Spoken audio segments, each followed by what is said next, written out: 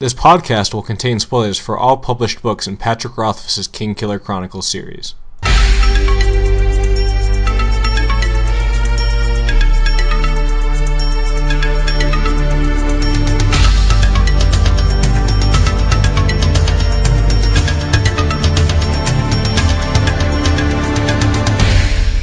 Welcome to the Vassals of Kingsgrave. This episode will be discussing Patrick Rothfuss's Kingkiller Chronicle and the first two published books in that series, The Name of the Wind and The Wise Man's Fear. I guess we'll just be generally reviewing, talking about, presumably nerding out about these books, though. I mean, there could be dissenting opinions. I doubt it, but it's possible.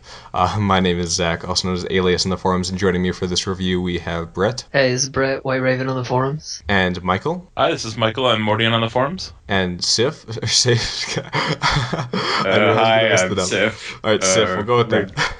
Regular rune on the forums. There we go. And Chris. Hi, I'm Chris and Ison on the forums. Awesome. So that's everybody. So I guess the best way to start with this is, of course, to give our ratings for these two books. I'm going to go with silver talent ratings, even though it's impossible, it seems, to get that many that we're probably going to end up giving, especially in The Name of the Wind. So how many would you give these two books, Brett?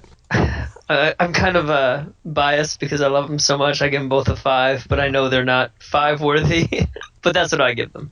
Yeah, I mean, it's hard to be super critical. The obvious criticism that comes that kind of comes onto these books is that they're kind of like a hero fantasy. They're kind of lacking in depth. The main character is too perfect. But if you like that sort of thing, it's just so awesome. It's so fun to be in this world and to follow this character, so that's why I tend to fall on the more positive spectrum too. But how about you, Michael? Yeah, I'm right up there with a 5 also. I mean, I certainly can see the validity in some of the criticism for things like that, but I mean, they're on my sort of top shelf of books that I really love. I mean, probably somewhere in the top 10 or 15 of novels or series that I've read, so yeah.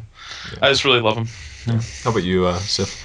I'm not gonna give them a 5, but Name of the Wind, I would give it like a 3.5 out of 5. I mean, it's not perfect, but it's really great. I just think that the first book drags a lot more than the second book, and the second book I'd give it like a 4.5 out of 5. It's because it's like so much bigger and it's really. Yeah, it's interesting that you say that, because my original opinion was kind of the opposite. I thought The Name of the Wind was generally paced better and kind of functioned better as its own book. But on my past reread, I don't know, I found myself enjoying The Wise Man's Fear a lot more, just because I feel like there's more going on, and it kind of sort of really starts to rev into a high gear in terms of the Kvothe story and where it goes. Yeah. And kind of get to see some of the cool stuff. So I do agree with that. How about you, Chris? I would give The Name of the Wind 5 silver talents and The Wise Man's Fear 4.5, just because I felt there were more stretches in there. However, I will keep my final rating until the third book comes out, because I think that kind of makes or breaks it. Yeah, for sure. Definitely. Yeah. Where do we get that book eventually in the deep echoes of the future? I guess we're pretty positive on this. I feel the same way as you guys. I seriously love these books. I can just blow, despite their length, I can just blow through them so fast because I just can't stop reading them every time I do, no matter how many times I reread. I do want to address some of the criticisms as we go into it, but yeah, I just, personally for me, I love reading about this character. I love reading about what he does and where he goes, and I enjoy it so much. So yeah, I'd give it, 4.5 for Name of the Wind and 4.75 because I can't call it perfect for Wise Man's Fear. But again, it's weird to me that actually got higher. But yeah, for me, it was actually higher on my enjoyment scale last time around. So we'll go with that. So just to give us a little more ice-breaking, more thoughts on the book itself, I'm curious to hear how you guys discovered this series, if you have anything to say about your first experience reading it, just little stuff like that. So anything for you, Brett? I discovered it at just a local bookstore, and I picked it up off the shelf, and the guy's like, "Oh yeah, that's a good new fantasy book." I was like, "All right." He didn't tell me it was part of a series, and I was gonna have to wait 5 years to read the second one. But he tricked you. You never tell people that. That's always you gotta lie to them. But I read it, and I was loving every second of it. I couldn't wait to read the next page, and then it ended, and I was like, "Son of a bitch!" Then the wait started. Boy, yeah, we all know that feel. All right, so what about you, Michael? Yeah, I can't remember at all. Yeah, I know I didn't get it when the hardcover came out, because I know I bought it in paperback, but Other than that, I have no clear memory of the first time. Okay. Yeah. Sorry. That's because he changed his name. Yeah, exactly. You're a different I've had to person delete now. all those memories. Yeah. Yes, cool. All right. How about you, Sif? That's not really that interesting. I was just looking for other good fantasy books after Song of Ice and Fire, and I just picked up the audiobook on Audible. It's funny to me that's because I've it. read the audiobook too, but I don't think it's super great. I don't like Nick No? Fogel that much, but he's not terrible. I just don't think he's the greatest. Is Nick Fogel the one who did the English version? Yeah. Oh, yeah. So, yeah. It was Nick Podell. Yeah, I listened to the other one. It's actually really good, like with an American accent and everything. Oh, okay. Yeah. Maybe I should check that out. I probably will. Okay. How about you, Chris? I actually found out about the Name of the Wind the same way I found out about Song of Ice and Fire by wasting hours of my time on TV tropes. And it popped up at all the tropes that I like, and I thought, hey, I should probably read this. Nice. I'd love to read the TV tropes page for this book. That'd be pretty fun. That's cool. Yeah, for me, I guess it wasn't too interesting. I heard mentions of it in my sphere of knowledge. You know, A Song of Ice and Fire is kind of our main thing, and of course, this book comes up when you start looking for other fantasy to read. And actually, the first time I read it, like I didn't actually get going because, and this is something I do want to talk about. I just didn't find the frame story that engaging the first time through, and I didn't really feel it. And I think that for me, the second attempt when I got to the chapter, Ben, what is it called, Ben? Abinthy. Abinthy. Something with him in the riding with Ben in the wagon, or Abinthy the wagon, or something like that. Like that chapter is for me when it really got going. I just was like fell into the story so much. So that is what happened for me. Do you guys have any favorite parts of the story or a favorite singular moment? By favorite part, I mean kind of like the arc of that point in the story. You know, like the university, Tarbean, the Dimaru caravan, Trebin, Ademre, like those big bits. But also maybe a favorite singular scene or moment. Do you guys have anything like that? How about you, Brett? I like the time they spend in Ademre when they get there and just all the stuff he learns while he's there, and especially when he meets the namer lady there. I forget her name, but it gives him his new name, and they explain a lot of stuff to him there. Very interesting. Yeah, I can't remember her name either. Well, whatever though, it's not that important. No. No. Yeah, but you know, he gets like the backstory, a little backstory, the Chandra in there, and he gets their names, which is just like I was on the edge of my seat reading. I was like, oh, we're getting some meat. Dimmer is awesome, and obviously part of it's like you get the montage of him becoming, you know, a somewhat competent fighter, which is always fun. You know, And get to listen to a girl beat the crap out of him. Yeah. I love the coloring too in the Demre. It's probably one of the more unique ones I think he has, though. I think it's based on, you know, more Eastern traditions is what it was more based off of. So how about you, Michael? Any favorite singular moments or a favorite portion of the books? Yeah, the university is definitely my favorite portion. Anytime where he's, I mean, not necessarily just when he's in school, although being the actual classroom stuff is I really like. But just anytime he's there in town, going back and forth between school and the Aeolian and all that kind of stuff is definitely my favorite. For a particular scene, I don't know. I'm sort of inclined to mention the just the very beginning when he first gets to the university and he has to do the intro test and he has to get them to pay him. Which is, you know, obviously one of those like huge Mary Stu sort of things where But, like, but he cheated. That was the thing. yeah, I absolutely, sure, love he the did. fact Yeah. that he cheated. Yeah. But definitely very cool. Going back briefly to the Adim, or however you pronounce that, that was actually one for me where it was, I still liked it, but it was, that for me was a little bit, was like, you know, now he's a ninja, like, I don't know about. And this comes right after the Fane realm when he becomes the mighty sex god. The sex god, So I totally get that criticism, but I can sustain. Totally, I can too. I mean, It's the kind of Adim is just really, like a Russian ninja in a way. That's how I see it. Right, Yeah. Well, I think part of me for that is actually how Nick Podell does the voices for the Adem. It has this like very Russian kind of sound to it. Oh, really? Yeah, I want to say it does. Yeah. Because I was listening to the version by Rupert Dagers, and he gave them all a very Asian accent. Yeah, it does have a little bit of a twang like that. It's a little bit strange. Oh, actually, he doesn't give him a Russian voice. I don't know how I describe it in terms of real life example. It's actually the Sealedish people. He gives a very Russian, you know, like the very bombastic Russian, especially for Master Kilvin, which I like. I like that voice he does the most, probably. Yeah, it's great. Yeah, that sounds good actually. Yeah, so favorite moment for you, Sif? In Name of the Wind, actually, like I didn't really enjoy the beginning of it either. I thought it was a little bit slow. it was good, but it really got great when he was in Tarbean. Like, I really liked that whole part with Pike and like the demons in the street. Like, when it got to that part, I was like, wow, okay, this is pretty cool. And in Wise Man's Fear, I really liked Vintas. And I just like the university in general. It's yeah. I'm surprised to hear you say Tarbean, because I normally think that people don't like that part, because it's I mean, obviously it's a tough part to read in terms of what's going on. But I also, thought it was really cool. Yeah, but also it's it's like it's like the part where he's suspending his progress as a character, and it's tough, and I can see why people would be frustrated by that. But it's cool that you like it. Favorite moment for you, Chris? I think that, like, in general, that's mostly the university parts. I found them the most intriguing, and they got the best characters, I feel. Yeah, probably. Yeah, but definitely. When it comes to a single scene, I think that is when Quoth kills all the dudes in the bandit camp in the Eld. Because that just shows what happens when an arcanist really lets loose and goes all out.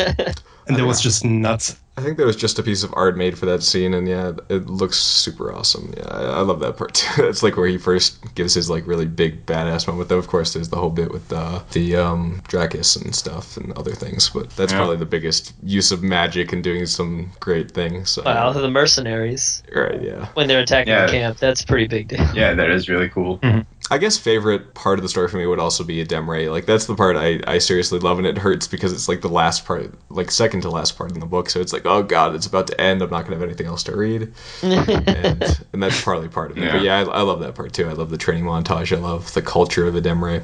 But if I had to pick a favorite singular moment, I'm glad that you guys have not nabbed this from me. It's when he earns his talent pipes in the Aeolian when he plays the Lay of Sir Savian Trallard. That's really good. It's just a great like triumphant moment, because at that point he's like spiraling down and has no money, and he's not going to be able to subsist any longer, and he gets this huge boost in morale. And I love like moments where everything is low and it shoots up in a great like resurgence. I love stuff. He brings you way down, because like the string breaks on the lute, and it's just like and then he plays it anyway, which he kind of foreshadowed earlier, but still it is nice. Let's be honest, everything is foreshadowed in those books. Yeah. Oh yes. And also the Cathay part is really great. Oh yeah. Yeah, god, the Cathay, what is gonna happen with those guys? Yeah. That is a creepy motherfucker right there. It's just like trying to fathom the mechanics of it, that it can predict any future and do what it needs to make that happen is so crazy. Yeah, madness. Yeah. It's even hard to talk about when, like, me and my girlfriend were trying to talk about it, and it's just like it's hard to talk about even because you can't even fathom like the way the tree must work.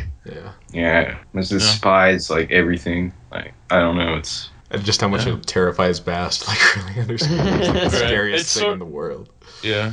It's sort of like there was a Philip K. Dick short story, and then they made like a not very good Nicolas Cage movie, and I can't remember what the name of the Nicolas Cage movie is, but he has like 20 minutes of precognition or something like that. What? Oh yeah.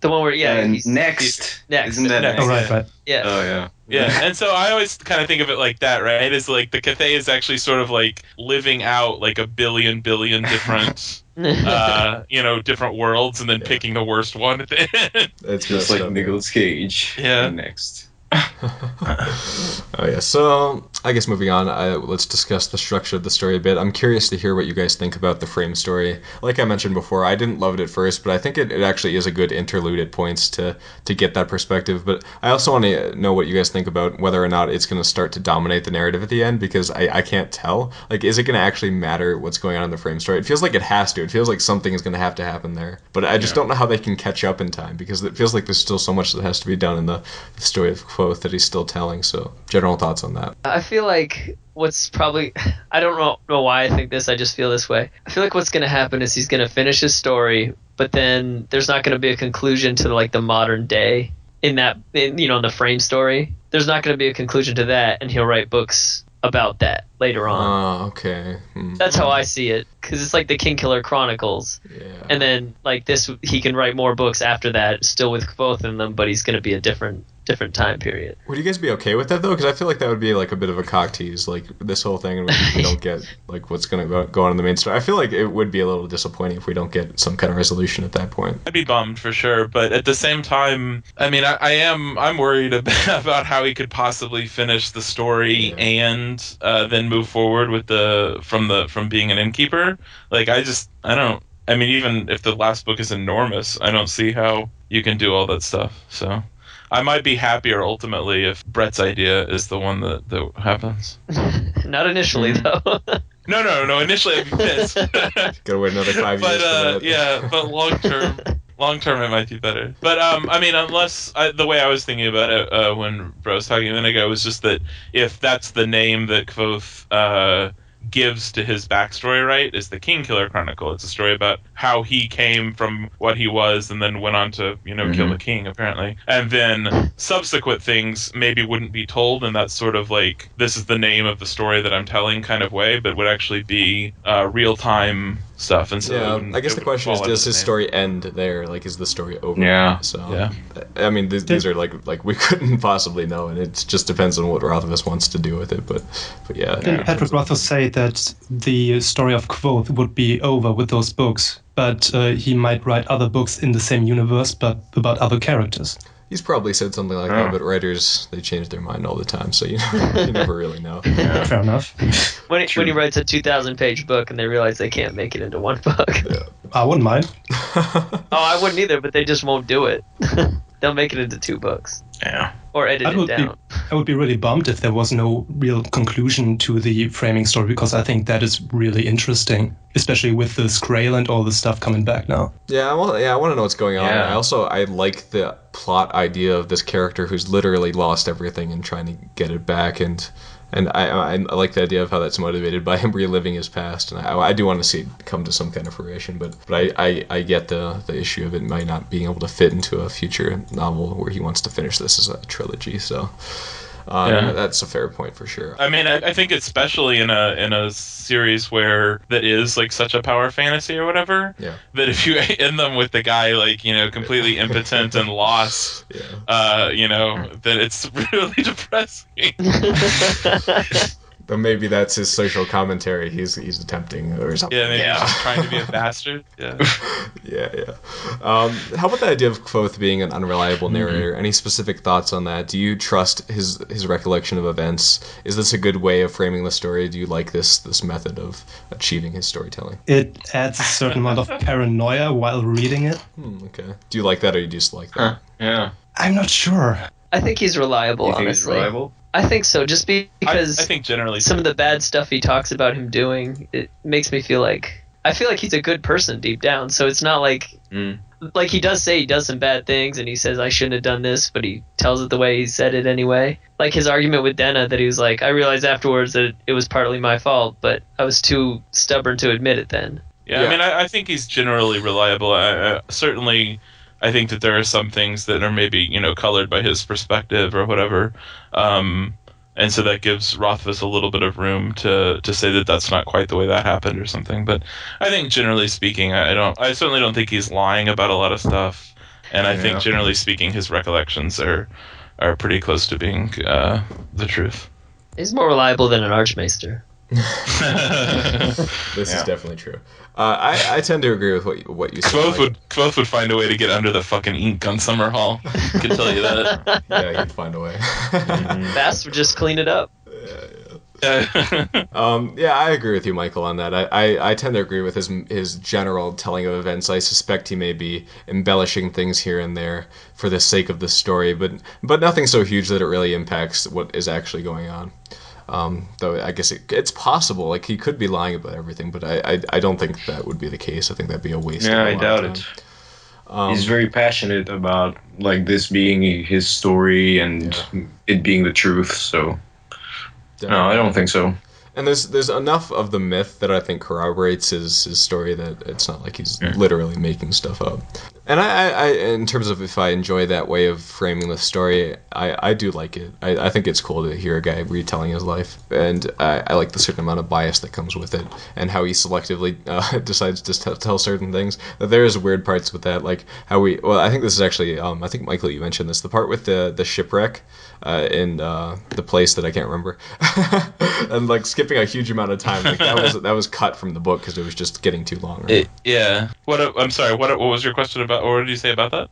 Well, the fact that that it was cut, despite it seeming like it'd be an important part, and I attribute that, I guess, see. within the context of the story of Kvothe just dismissing it because it's not that important I to the got you. story. Yeah. And then the other big example of that we get is the trial for malfeasance at the end, or the beginning of the Wise Man's Fear. Yeah, and it seems like that would be an important thing, but he's like, no, not important, and Chronicle gets really mad about that. It's almost like his editor was like, no, you need to cut this down, because apparently he did write the shipwreck scene. Yeah, that's sort of. And they had to cut it out. Well, maybe it's him saying, all right, editor, fine.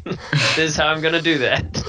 Yeah, that's probably true, but I still think it makes for an interesting method to storytelling, though. I think that it's kind of weird to me sometimes, within that context, why Kvothe lingers so long in certain things. Like, I do feel like the university section, especially in Wise Man's Fear, does feel a bit protracted. Like, do we really need this whole, like, getting revenge on Yes. what's his name? God damn it. Well, yeah, I agree. Ambrose plot. Ambrose. Do we Yes, we need it. We need it. Yeah, we need it. I agree. Fair enough. Yeah, it's kind of cool. It's like this moment where like all the characters come together, like that we've seen in isolation and do something. So that's pretty fun. Yeah. I do think the frame narrative kind of gets the story off to a slow start when you're first reading it, because they don't really get into the story he's telling until like it's like 2 or 3 chapters in, right? Yeah, definitely not. And I that happened to me, and I heard plenty of stories of it happening to other people. I mean, it's definitely true. It will slow you down, but I think it's worth getting through. But it definitely is those first 3 chapters. Like, all right, this guy in a bar, he's fighting spiders. I don't know what's going on. Who are these people? Yeah. But then you literally start from square one later and build everything from there. So he spares no expense on giving you every piece of detail. The story he tells doesn't actually start until chapter 7. Yeah. Oh, was it chapter 7? I couldn't remember. Yeah, it's insane. The book has like 3 beginnings. Yeah. And I think it maybe could have been handled better, but ultimately I don't have a problem with it. I just think that people that are getting into this series need to know that they just need to slog on for a few chapters to get to the good stuff.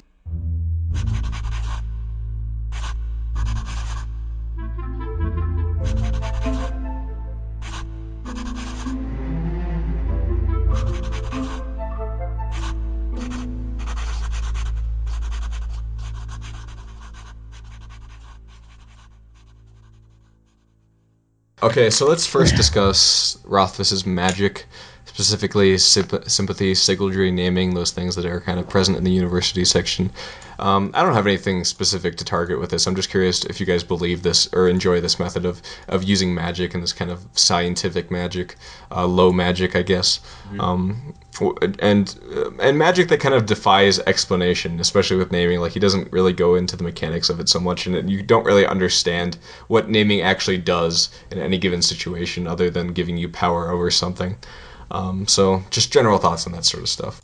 I'm a role-playing game gamer, so yeah. I really like magic systems and stuff like that. And I enjoy Rothfuss's. I like all of them, and I like that he's kept them separate so that they don't really have much to do with each other. Like, I like that Kvothe doesn't understand alchemy and doesn't whichever one of his friends is good at it is like, listen, you don't know what the fuck you're talking about. Yeah. But yeah, I like that, and I love the the basic system. I can't remember their stupid names, but the one that Kvothe does that isn't naming, whichever one that is. Sigildry. That's Sigildry. Rune work, basically, like imbuing objects with. Well, no, not the one where you link 2 things together in your mind. Oh, sympathy. Well, that's sympathy. Sympathy, but, right? Yeah. That's the one I like. I really like sympathy. Yeah, sympathy's cool. Yeah. I really like the idea that magic, or like maybe not magic exactly, but that is like in the sleeping mind. I really like that whole concept. It's really interesting. Yeah, and the idea of breaking your alar into parts and having to like believe two different things at once. Yeah, that's pretty cool, but I can't wrap my head around it at all. Yeah, it's And the fact that Devi is so much better at it than Kvothe, and it's crazy it because seems he's like better than. she's better at it than anyone besides maybe some of the masters, I guess. No, she's even better than Elxadal. Really? Wow, so she's Yeah, the they best said we that. know of. Yeah, she's scary. And just the idea of like for like Devi and Kvothe and people like that, they can break their mind into like 8 pieces. Like what the? yeah, what the hell? Crazy. That's like And Kvothe was such a dick to himself. Like he'd hide something in one part of his mind and try to find it, but then one time he didn't even hide anything. Then he had to ask himself brother. where it was. I love that. That's part of the part I love about that wagon chapter where he's learning all the stuff with apathy. Just getting the mechanics of the stuff. I think it's most present in that chapter more than anywhere else. And it's fun, but yeah, I don't have too much thoughts on it beyond that. So how about the various cultures of this world that we don't know the name of because we're not very good at this, other than called the Four Corners. Like Vintage. It's Timorant. Timorant. Oh, I was trying to look it up too. Yeah, Timray. I knew it was with a T. So just various thoughts on the way he's constructed the various cultures. I mean, they all seem like they're kind of an amalgamation of different real-world cultures with their own kind of cool spin. We've got Ventus, Modeg, the Commonwealth, Ademre, the Sealdom, etc. Just anything that sticks out. Do you have a favorite among those? Just any thoughts on this kind of stuff? I think the Ademre is really neat, and it kind of brought out this part of me. Like I never really understood when people have like gender issues, like with people like complaining about, well, women aren't fairly treated, and then when it like kind of flipped it on its head in Ademre, I was kind of like taken aback because I've never really understood why. Like it's like this is the way it is, just get over it. But then you like see the way the world is for them, and it's like, oh, okay, I guess I can see it now. Yeah, that's we actually do really have cool. a part. yeah, and the part where like they're discussing how people procreate and like and what's her name is so convinced that Kvothe is wrong about it, and we know that she's probably wrong, but she's just like laughing at him, and he has no idea. And that part is equally frustrating and cool. That like there's just such a different perspective that actually might, I don't know, hold some water. There's so much more intelligent of people than most people, yet they think that, and it's like kind of makes you second guess everything they've said. But then I don't know, it's really interesting. Yeah. I know he's planning some kind of piece on Modeg, I think, right? Like something to explore that. Yeah. More like it's like the French culture, right? It's the very Modeg is like, oh, yeah. Yeah. That'll be cool because that one does seem interesting in its own context. I mean, Ventus is like really boring to me interculturally speaking. It just seems like it's like it's place with high superstition kind of. I don't know. I don't know. I kind of enjoyed it. I because I liked how we get to see like the higher places and everything, and I also really like the Sialdish culture and all the currency, everything. It's really interesting. Yeah. As for Ventus, it is kind of cool to get the court politics a little bit. I didn't love that part so much, but it was cool to like all the mechanics of it, the rings and everything. Yeah, that's what I was gonna say. I liked the ring giving thing. I thought was neat. I liked that a lot. When Kvothe gets the bone ring or something from Lady Lackluster, whichever one. Oh yeah. Oh no, she gets a wooden ring from Lackluster. Yeah, she gets the bone ring from the guys. Bone from Stapes. Stapes, and that's the good one to have. That's the blood debt one, and the wood ring is like, oh my god. You're the worst of all people. Yeah. You're not even a person. Right. Just because he's with the Dimaru. Wow, what's going on with her? God. Going on with her. Well, I mean, there are things. We'll get into that later, though. Yeah. Anyway, how about the Amir and the Chandrian? I mean, they're kind of the central, I guess, meta conflict going on in the story. What do you think of this construction of like these, like I guess, like devil creatures and like these avenging angels types, and how they manifest in the modern world? I don't know where to Weirdly start, enough, I honestly. don't really care about that. Yeah. I mean, that's like the big thing in the story in Kvothe finding the Chandra and all, but we know so little about them that it's hard to care. I mean, they killed his parents and it's true, but I don't know. There's a little bit too little meat on it for me to be that invested in it. Obviously, it's motivating a lot of Kvothe's actions, but it is very kind of in the background in terms of what it actually is doing. But I don't know. It's interesting to kind of follow the threads of them in the background while the main thing is going on, and I do think it's going to become more and more important as we go on. Obviously, I think we all know that. So, I do I'm like actu- them as a construction. I think that the Amir are kind of a cool idea that they're this secret society pulling the strings. Yeah, and I like the. I mean, are we gonna get to theories later on? Yeah, we will. Yeah, but All we right, can so I won't address bring it up if you now. want. I was just gonna say like how there's like theories out there that a lot of some of the masters might be in. Well, yeah. If they're not Amir, they might be in league with the Amir. Well, I mean, Master Lauren, like he Yeah. shows up every single time the Amir come up, and he like shuts it down. Right. It's so Yeah, obvious exactly. Something's going on there. I'm kind of more interested in knowing who's part of the Chandrian than Quoth trying to find them and like destroy them or something. Yeah, like it feels like it's like this shadowy gang of people that he's gonna have to fight one by one in a kind of, I don't know, like anime-esque sequence. Yeah, hope not. And it's a bit like the White Walkers, right? They loom behind the horizon, but it's so far away that we don't really That's have them in the forefront. Yeah. Mm. Though they have taken, I guess they've taken about equal action as the White Walkers, or even probably less.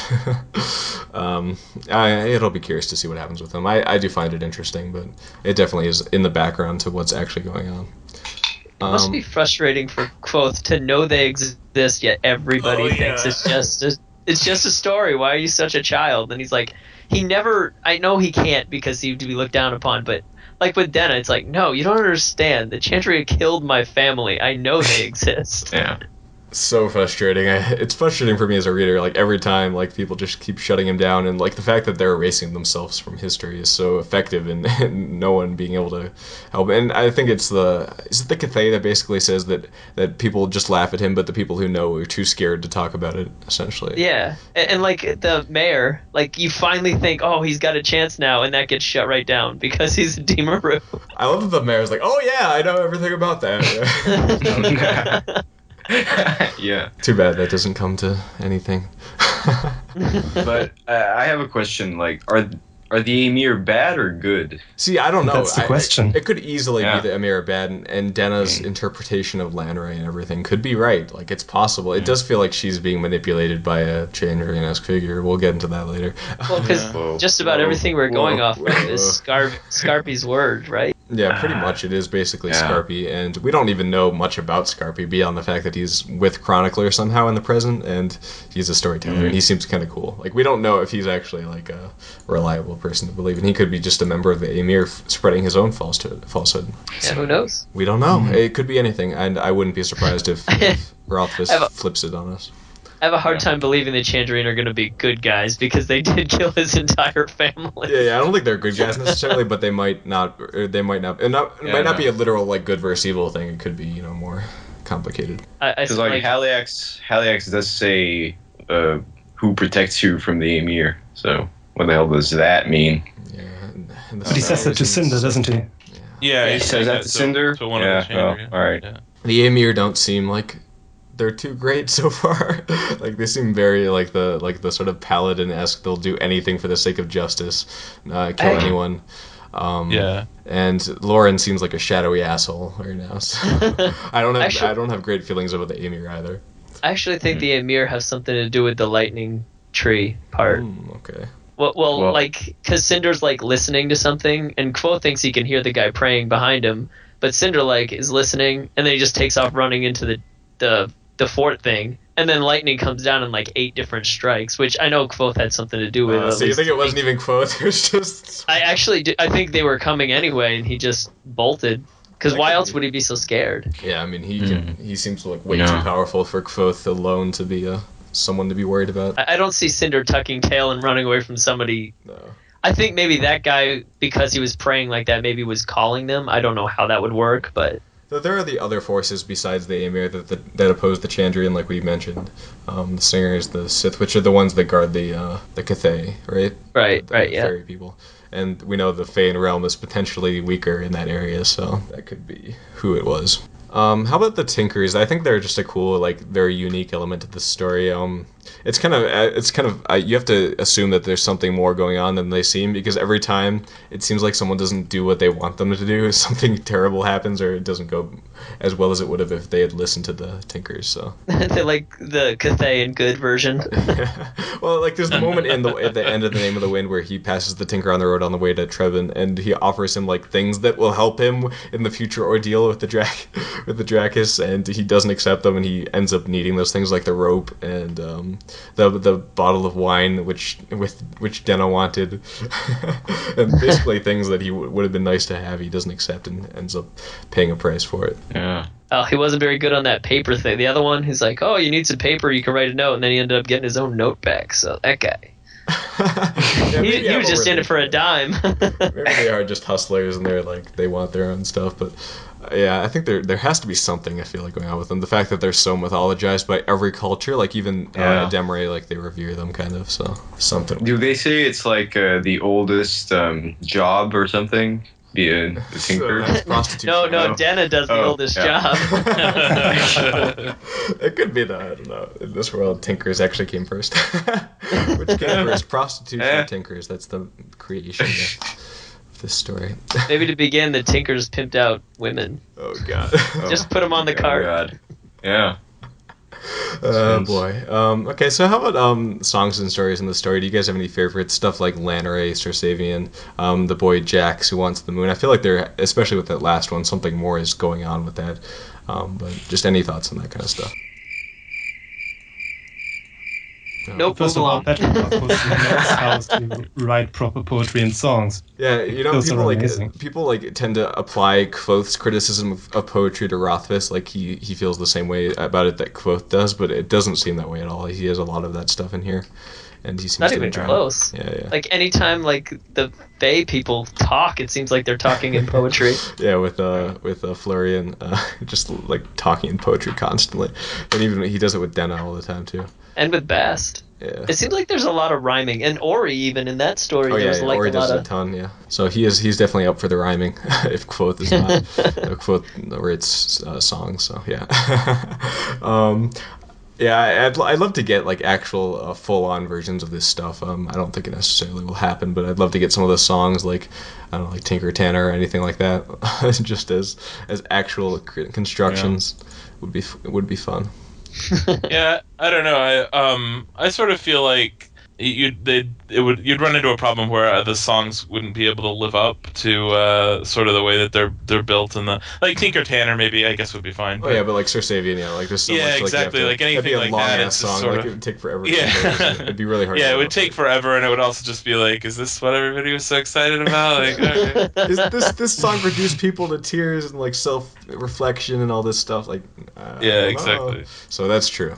But I still want to see it because, goddamn it, I like stuff. But especially the song about Jax stealing the moon, I think that comes in to the main plot. Yeah, I think that has big importance. Yeah, the moon is very like brought up like a billion times. Like, so it has something is going on with the moon, and we get that a little bit with Felurian, like the stealing of the moon and separation of worlds and things, and the shapers and the namers, and all this has to mean something eventually. Oh, and the pot of the Chandrian over Heliax's shoulders, there's like a sliver of full moon and a half moon. Yeah, I actually just heard a theory that like maybe in the frame story the moon doesn't exist because in the beginning like it describes a moonless sky. But later on in the Wise Man's Fear, I believe they do say something like moonlight, like they refer to seeing things in moonlight, so that might not be the case. But there's something going on with the moon, we'll just have to see it.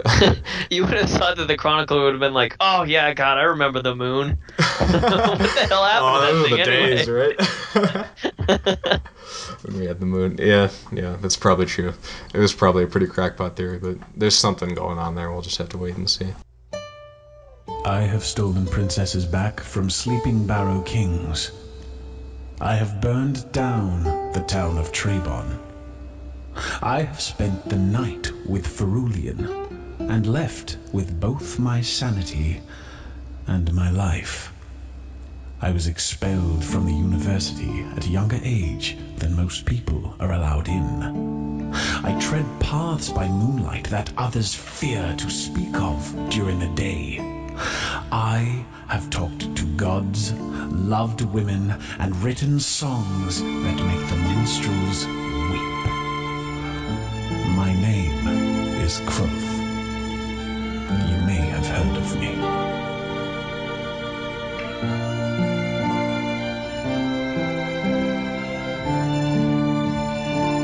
Okay, so let's move on to character discussions, beginning with Kvothe. Kvothe, the person who is reviled by many, but we like him. So, with that said, do you guys like Kvothe? Do you enjoy reading about him? Do you trust his interpretation of events? Is he someone that you can get behind as a character? Do you think he's nuanced and interesting, etc.? Just general thoughts on Kvothe as a person, as a character, in terms of a storytelling person upon which you base everything. Well, I've enjoyed reading 2 giant books about him, so I'd say I'm in. Yes. And do you guys, am I right in pronouncing it Kvothe? Is that correct? That's how I... Kvothe. I think that's yeah. Cool. I got it. Good way to go. I did it. So yeah, back to Kvothe. Any more just general thoughts on him before we move into more specific stuff? He seems to be pretty good at a lot of stuff. Yeah, he does. Yeah. It seems that way. Yeah. He has red hair, Mm-hmm. He has red hair. True. green Pretty eyes, good looking. peach color. Yeah. Good looking. See, I don't know if do you he's guys actually good think looking, he's- because sometimes he's described with the face of a lordling or whatever, but Yeah. I don't know. I don't know. I can't- Unreliable narrator. well, even not just that. I don't know. So, When I write my story, I'll be attractive too. Some people say I'm beautiful. it doesn't seem like he gets the reaction of being a super attractive person until later, though. Yeah, no. I don't think Yeah, he's Well, could- do you guys think he's tall or short? Because I think he's I- short, isn't he? That's yeah, I certainly the imagine impression him. I have. Yeah, that's how I figure him. yeah. So he's not perfect, guys. Shut up about it. He's got problems. Just kidding, of course. I think he's medium size. I think Yeah. eyes that change color is kind of weird. It's kind of fey. Yeah, Faye. yeah. But are his eyes actually changing color? Because there are people like that where, in different lighting, their eyes are different. Yeah, that's always sort of what I think, that he just has some different colors in his eyes, and that depending on, what he's wearing or what the light is like. Yeah, he's Your not eyes look cool. angry today. No, it's just dark out. Yeah. Well, I mean, I think in pretty much all novels, any description of someone's actual eyes is always that's a bunch of bullshit, but all right. I appreciate you trying to set a tone or whatever, but that's pretty much nonsense. Maybe he gets angry, so his eyebrows drop down, so it shades his eye out more and makes it look So a darker shades. green. Sure, or something. Yeah. Yeah. Maybe he's trying to avoid, or Rothfuss is trying to avoid a Renly situation where he covers all bases with the eye colors just in case. He's halfway through the manuscript and somebody's reading it and they're like, "You've described his eyes 3 different ways," and he's like, "Fuck it, his eyes change colors, suck it." Awesome, yeah, maybe. But you're right, Brett, that it probably is something more than just different lighting, because he has the description of his eyes changing with emotion, so there's something more with that. I would say one of his friends even points out when his eyes change colors like that, don't argue with him, you won't win. Yeah. He's pretty nuanced because he can be a little bit annoying at times, but he's a cool character. That's why he's a cool character. I mean, But what would you guys say to the accusation that he's a very Gary Stu character? I mean, you can't really, I think, argue against it so much. I can. Okay, go for it, please. yeah. I'll say he's not because he is a flawed character. It's just when you're telling your own story, and he's still pointing out flaws that he's had in the story, and even where he is at the end, he's not in a perfect place, and not everything has gone perfectly right for him. No, yeah, but things don't go perfectly right for Gary Stu characters generally. It's just the fact that whenever anything goes bad, they come out from it perfectly okay, which I don't think is necessarily I true. Of bet course. he I feel doesn't think so when he's getting whipped. Yeah, he's suffered plenty. Well, I mean, I think maybe I'm wrong, but my impression of Gary Stu is just, or Mary Sue or whatever, is that the idea is just that it's a wish fulfillment for the author, right? Yeah. So I mean, it and doesn't so have to be to that extent, yeah. To that Nobody extent, wants to be a redhead. There you go. He's Well, not that's a a good, Mary Sue. yeah, I think you pretty Good much point. completely disproved it. Now that I think about that, yeah. At least no male wants to be a redhead. Yeah, I don't know yeah, about exactly. women. Maybe women, but yeah, guys don't want to be a redhead. That's a good point. But it is part Yeah, of his I very retract sweetness, both. though. It comes into like he's got a flaming hair, and he's like, it's like he's a flame, etc. Imogen even took that a step further and calling him a flamer. Which there could be Oh, some boy. proof to. I mean, he gets a little too friendly with Bast later, but whatever, that's fine. Oh, there's no such Bast thing. is like an elf. It doesn't count as gay if it's. Right. Doesn't count. He's like an elf. He's more like a satyr, I think, but okay. Well, it definitely doesn't count. That's just bestiality. Yeah, I guess so.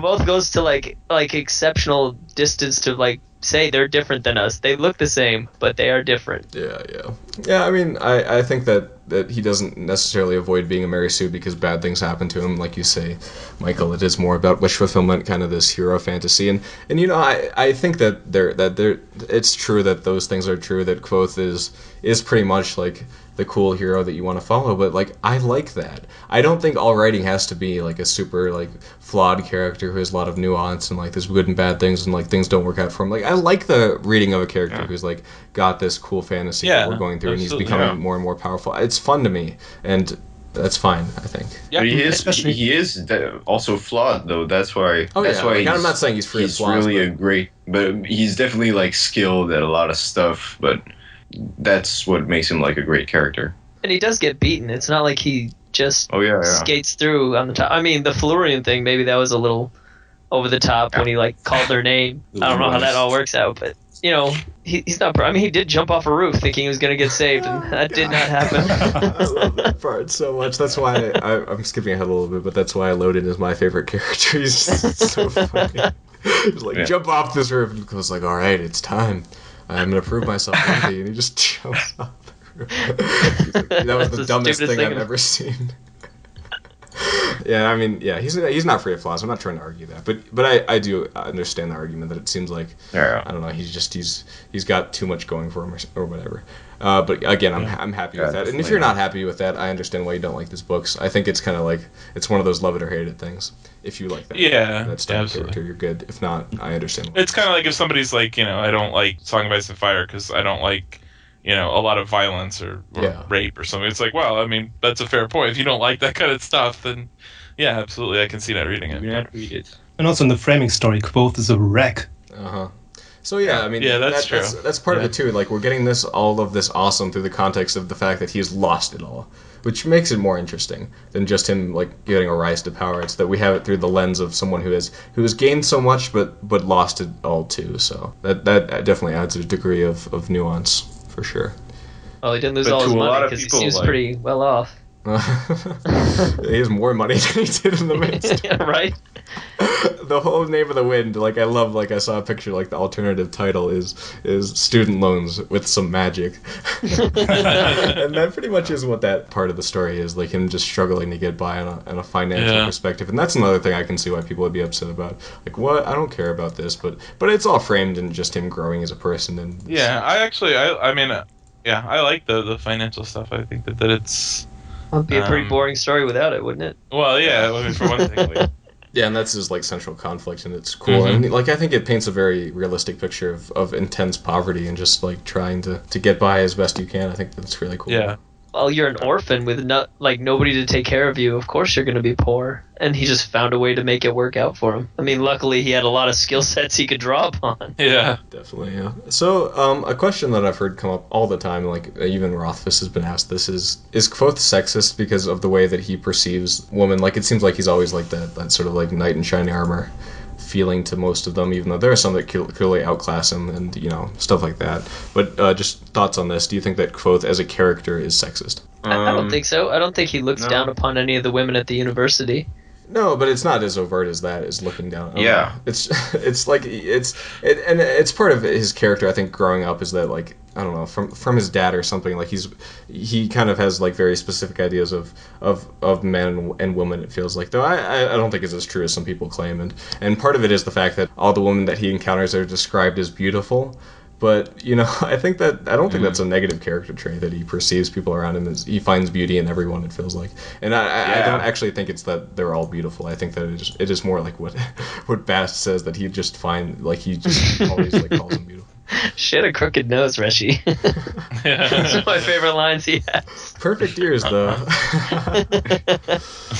Yes. Any more thoughts on this thing? Yeah, I mean, I don't have a lot to say. I certainly don't think he's, a misogynist or anything like that. Maybe, I mean, to the extent that, certainly I think that, his viewing of them as, sexual beings probably colors his perception of them as people to some extent. But, I mean, I think that's pretty common. Yeah, exactly. I don't think that's specific to either side of any sex gap. Yeah, that's fine. I don't Most of the story, he's in the middle of puberty, right? Yeah, exactly. He is. Also. But even the guy at the bar has to explain to him that women don't have the same options that men do in the world at this point. Like the fact that he's like, why doesn't she just do something else? He's like, well, she can't really do much else. She doesn't have anything. I mean, that is both being like, well, she can do something else. She doesn't have to follow these guys around. And then he's like, well, I mean, she could go be a maid, but then she would be used as a prostitute and get less pay for it. That's a really good point. Yeah, he actually is less sexist in that context than the world actually is, or he doesn't recognize the blatant gap in. Check your privilege. Ultimately, I don't think he's sexist. I think that is a kind of unfair accusation. I mean, I do think that there's some learning curves that he comes with, his understanding of women, and that's definitely true. But I find that actually one of his more realistic character traits, and I think it's a good thing ultimately. Actually, what I wanted to say about if he is sexist, he's only just mildly sexist, which is normal in this kind of old world. But him going to Adam is kind of his.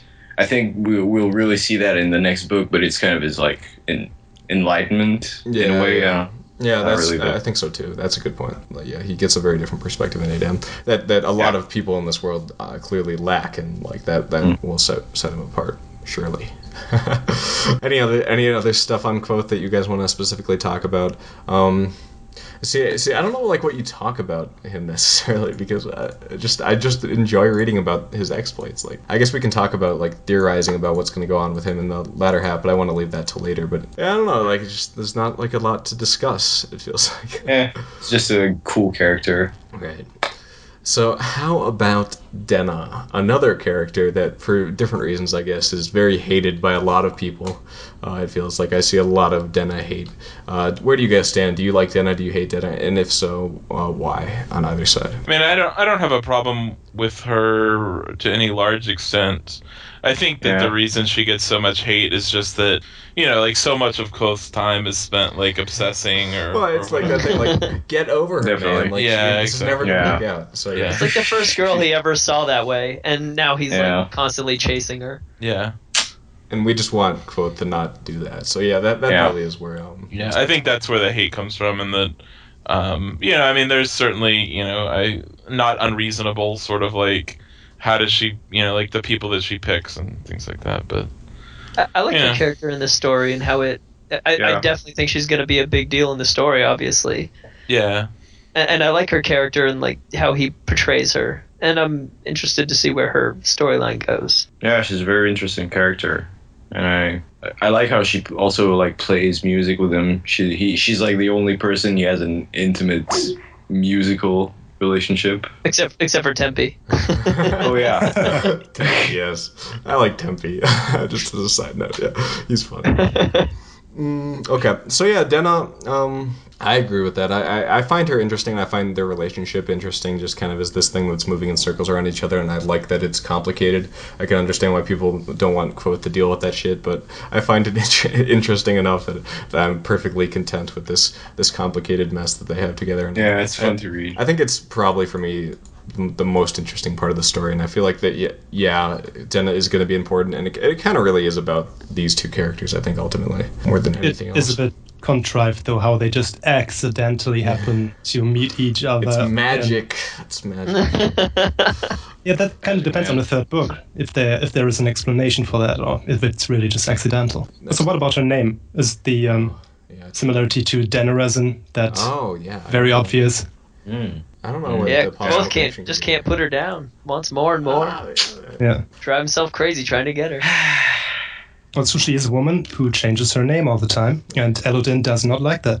Well, he thought it was something bigger than actually just changing like their superficial name. Like he was freaked out. Like he was like, "Oh, who's changing their name?" Yeah, he thought he was talking about fella. Yeah, and I think he was referring to like the I don't know, like true name or whatnot, like the name that has more meaning than what you call yourself. But I think there is some connection with that, and Denna changing her name so much. I think it's part of her character and it has some deeper meaning, like the fact that she goes by different things to different people. Just like the Chandrian, they're always changing their names. Yes, Denna, Huh. what's going on there? Ha. Now, speaking of that, what is going on with Denna? Because we get at the end of the Wise Man's Sphere, and we get little teases of this earlier, that it seems like she has this power to weave, I guess, the Yiddish story knots into her hair as braids that have the potential, it seems like, to control people. Because she talks about it with him and Manette and Willam and Sim in the Aeolian, like back in the Name of the Wind. And then we get, like, she has, after Kvothe's learning to read this stuff, that she like knots in "Don't talk to me," and he doesn't talk until she unknots it. So she has this weird power. And she has beautiful braided into her hair. Maybe that's why he thinks she's so pretty all the time. It seems like she didn't have this power immediately. Like she learned it along the way. So I don't think she's necessarily been manipulating him the whole time. I don't know, actually. That's actually pretty interesting. I've never thought about that before. And maybe Bast is just immune to it. So he's like, she had a crooked nose, Reggie.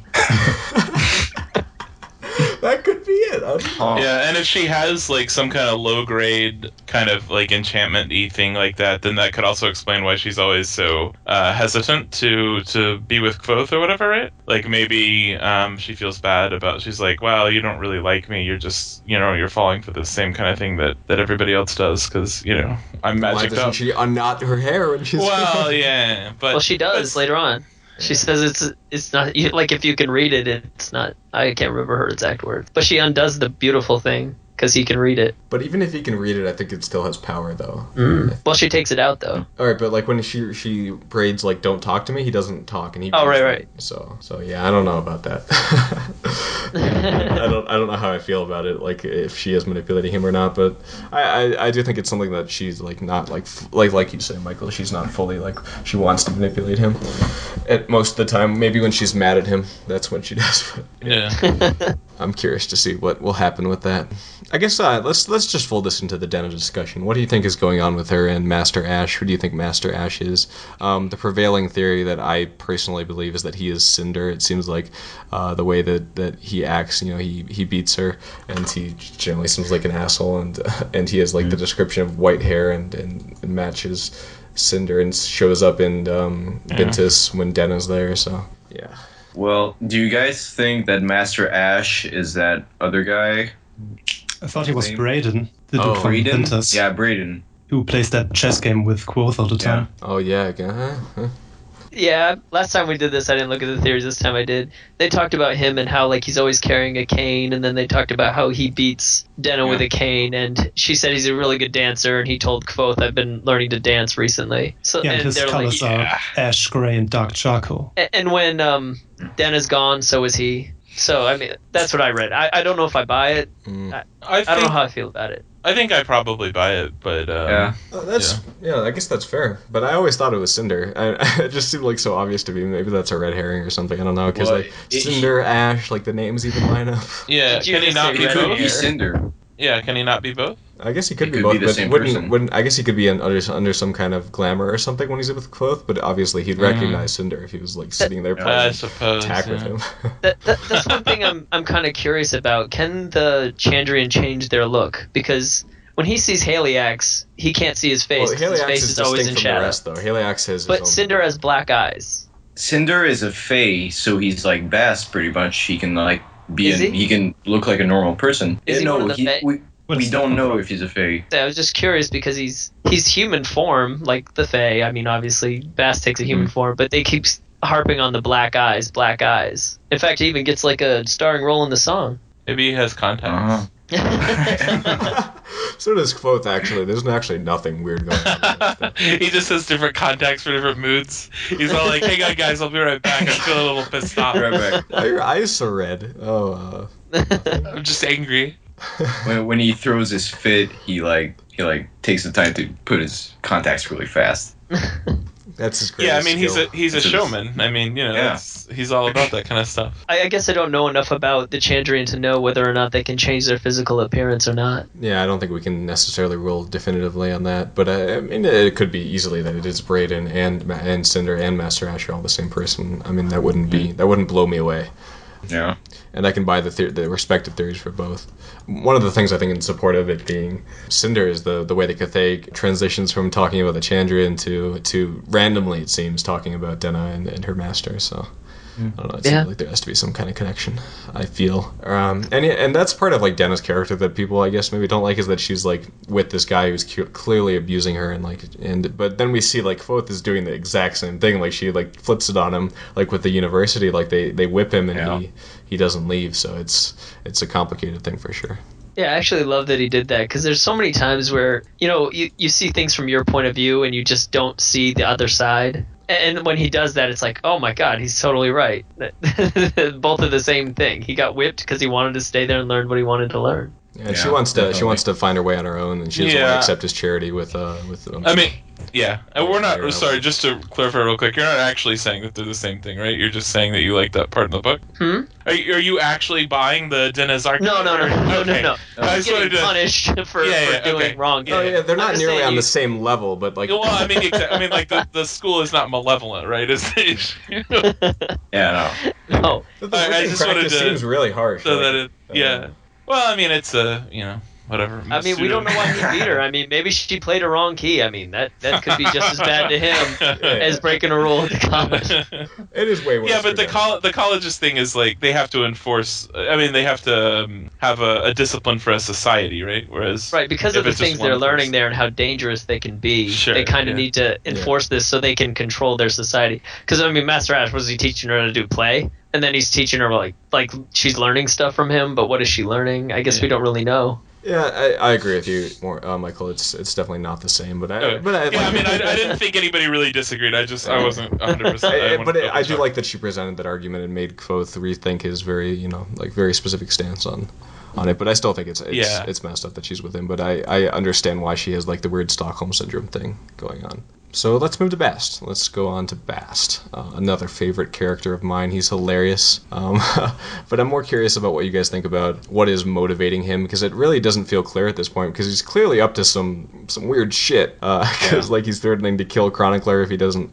help Kvothe, and he's meeting with these bandits and encouraging them to go beat the shit out of Kvothe. And it all seems to be for this intention of getting Kvothe to become Kvothe again, to not be Kvothe the Innkeeper anymore. But I don't know. It feels like there might be, like, why is he doing that? Like, what is his goal? I don't think it's purely motivated by just wanting to help Kvothe. But before we talk about this, can you explain like what happens in the Lightning Tree? Because I've never read it. I'd really like to know. Okay, so I mean, it's nothing crazy happens. It's kind of just kind of like the Ori story. Yeah, it's like what Bast does in his own it's time. not like the Ori story. It's fun and interesting.